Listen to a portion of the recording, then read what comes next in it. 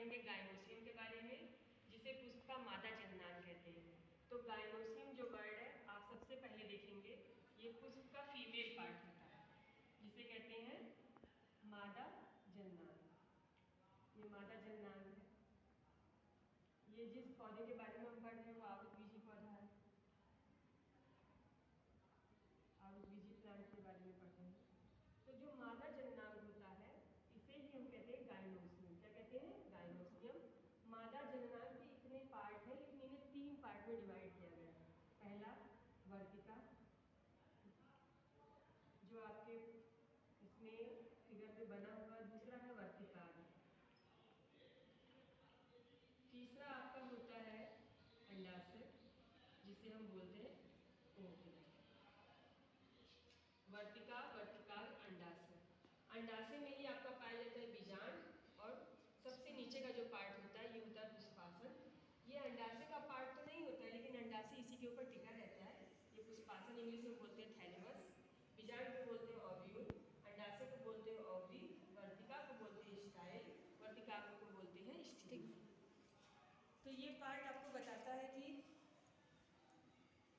जो वर्तिका होता है, जो वर्तिकाग्र होता है, ये वर्तिका के ऊपर स्वतंत्र तरीके से टिका होता है, जहाँ पर आपका जब भी यहाँ पे कोई लघु बीजाणु ध्वनि आती है तो इसी में से प्रत्युन होकर अपना अंदर आती है और यहाँ पहुँचती है, तभी निषेचन होता है। लेकिन ये प्रक्रिया आपको निषेचन में पढ़ाई जाएगी।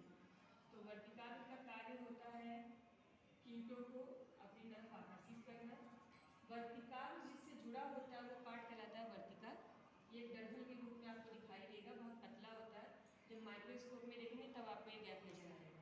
उसके बाद नीचे का जो भाग आता है ओवरी, ओवरी एक फूला हुआ भाग होता है, इसके अंदर क्योंकि बीजांड पाया जाता है।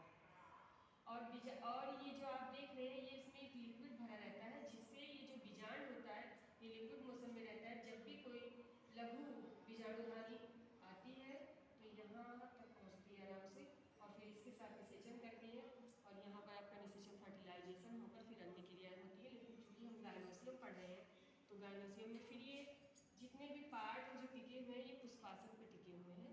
ये है थैलेमस। अब आगे देखेंगे, अंडाशय के भीतर बहुत छोटी छोटी गोलाकार संरचनाएं होती है। इस अंडाशय को जब देखेंगे, इस अंडाशय को अलग देखेंगे तो इसमें कुछ ऐसी गोलाकार छोटी छोटी संरचनाएं होती हैं जो गुरु बीजाणु ध्वनि से भरी होती है। गुरु बीजाणु ध्वनि के अंदर रहती है और उससे भरी रहती है।